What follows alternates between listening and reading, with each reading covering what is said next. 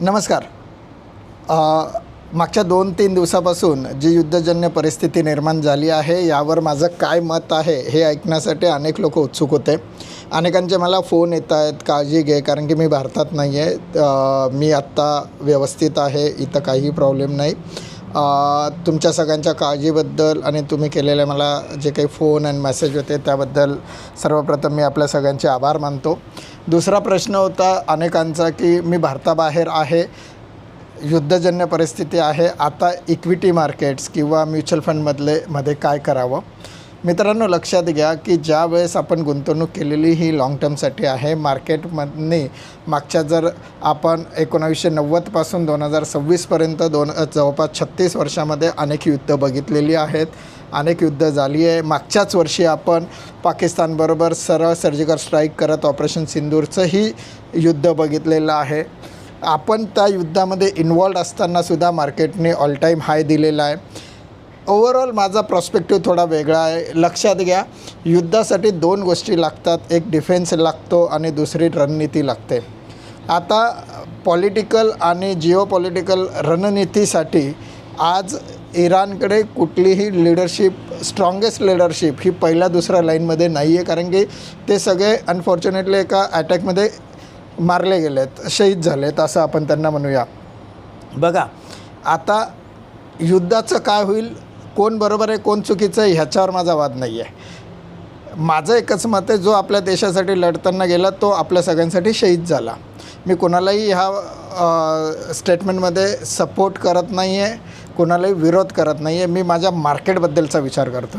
मित्रांनो, लक्षात घ्या की ज्या वेळेस एक राष्ट्रपती किंवा त्याची सेकंड लाईन एक्सपायर झालेली आहे, शहीद झालेली आहे, आत्ता पूर्णपणे डिफेन्स युद्ध लढतो आहे, डिफेन्स त्याच्या पॉईंटने युद्ध लढतो आहे. परंतु कधी हा विचार केला का आपण की ह्या व्यतिरिक्त सरकार चालवण्यासाठी अनेक पॅरामीटर्स असतात. फायनान्स असतो, परत शस्त्रास्त्र परत तयार करणं, जेवढे गेले तेवढे, इन्फ्रास्ट्रक्चरल लॉस, मेडिकल लॉस, जनतेची काळजी, ह्या सगळ्या गोष्टींचा विचार करून युद्ध लढावं लागतो. ह्या सगळ्या कॉर्पोरेट लॉस. आत्ता इराण त्या पोझिशनमध्ये आहे का? दुसरी महत्त्वाची गोष्ट, ज्या पद्धतीमध्ये आत्ताचं युद्ध चाललेलं आहे, नक्कीच इराणने जे 6-7 देशांवर एकाच वेळेस अटॅक केला आहे, पण शेवटी ते 6-7 देश एकजूट झाल्यानंतर इराणची शक्ती किती दिवसपर्यंत टिकेल हाही विचार करायला पाहिजे. ओव्हरऑल माझा जर ह्या सगळ्या परिस्थितीला जर कन्क्लूड करायचं जर झालं तर मला नाही वाटत 2 किंवा 3 दिवसापेक्षा जास्त हे युद्ध चालेल. सगळ्यात महत्त्वाची गोष्ट मी तुम्हाला इथं नमूद करतो, अमेरिकेची हिस्ट्री आहे की ज्यावेळेस त्यांनी एखाद्या देशाला हे केलं तर त्यांनी त्यांच्या फेवरमधला राष्ट्राध्यक्ष तिथं बसवलेला आहे. ही परिस्थिती पूर्ण उद्भवू शकते का, इथं होऊ शकते का, तर त्याचे चान्सेसही सांगता येत नाही. त्याचेही भरपूर आहे, कारण की तिथं भारतासारखी लोकशाही तर नाही आहे की मतदान करा आणि आपला राष्ट्रपती राष्ट्राध्यक्ष पंतप्रधान निवडा. दुसरी महत्त्वाची गोष्ट, असं झालं युद्ध थांबण्याचे चान्सेस अजून वाढतील. तिसरी महत्त्वाची गोष्ट, जर युद्धच शॉर्ट टर्मसाठी चाललेलं आहे तर आपण आपले म्युच्युअल फंडचे वगैरे पैसे काढायचेच कशाला, कारण की युद्ध संपलं. आत्ता हा सगळा जो प्रेशर भारतावर आलेला आहे तो फक्त क्रूड ऑइलमुळे आलेला आहे. लक्षात घ्या, क्रूड ऑइलमुळे जी आत्ता आपल्याकडे कमी क्रूड ऑइल येईल त्यामुळे झालेली ही पोझिशन आहे. क्रूड ऑइल 500 रुपयापर्यंत जाईल असे काही व्हिडिओ, काही मेसेजेस मला आले. मी त्यांना हात जोडून सांगतो की प्लीज पॅनिक सिच्युएशन भारतामध्ये क्रिएट करू नका. कालही माझं स्टेटस थोडंसं गमतीशीर होतं, परंतु ती रिॲलिटी होते की ज्या पद्धतीमध्ये पॅनिक सिच्युएशन तुम्ही लोक क्रिएट करतायत त्याच्याने सर्वसामान्य मध्यमवर्गीय व्यक्तींना त्रास होतो आहे आणि कुठेतरी ह्या गोष्टींमुळे आपल्या देशाच्या इकॉनॉमी घातक होऊ शकते.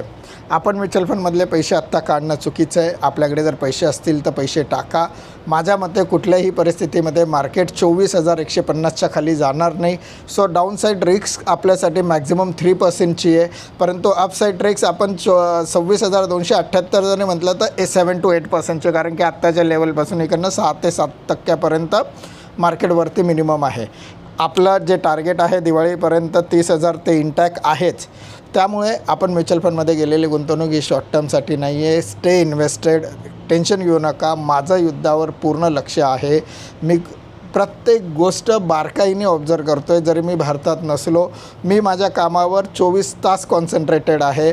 तुम्हाला खोटं वाटेल, मी पहाटे 4 वाजेपर्यंत बघत होतो. माझ्या काही कस्टमर्सला पहाटे 4लाही SMS गेलेले असतील, त्यांनीही बघितलं असेल की मी पहाटे 4 वाजेपर्यंत काम करत होतो.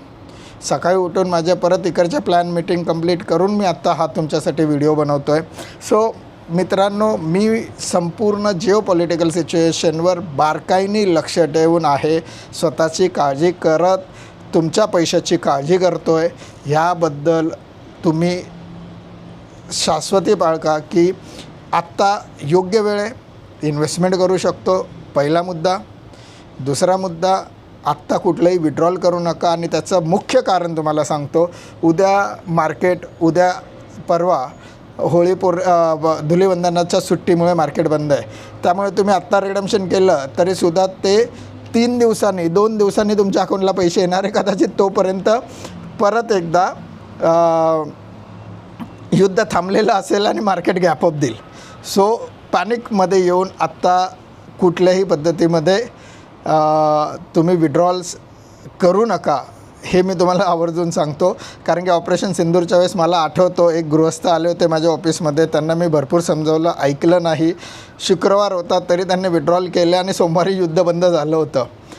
तसं कृपया करू नका. उद्या परवामध्ये परत सुट्टी आलेली आहे, त्यामुळे मार्केट एक दिवस बंद असणार आहे. तोही बेनिफिट आपल्याला मिळतो आहे.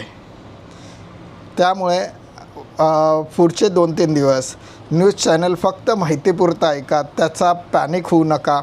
दुसरी महत्त्वाची गोष्ट, इक्विटी आणि म्युच्युअल फंडचा पोर्टफोलिओ ज्या पद्धतीमध्ये आपण वर्षातून 2, 4, 5 दिवस सुट्टी घेतो एन्जॉय करण्यासाठी, तसा आज आपण ह्या माझ्या व्हिडिओनंतर आपण असा डिसिजन घेऊया की पुढच्या 2-3 दिवसासाठी म्युच्युअल फंड इक्विटी मार्केटचा फोलिओ मी बघणारच नाही. युद्ध बंद झालं की ज्या स्पीडने मार्केट पडलं आहे त्याच्या डबल स्पीडने ते वरती जाणार. हे तुम्हालाही माहिती आहे, हे मलाही सांगण्याची गरज नाही आहे. Stay invested. काही अपडेट असल्यास मी परत एकदा इकडनं एक व्हिडिओ नक्की फ्लोट करेल. आत्ता इथंच थांबतो. स्वाभिमानाने बोलूया. मी मध्यमवर्गीय. नमस्कार. जय हिंद. जय महाराष्ट्र.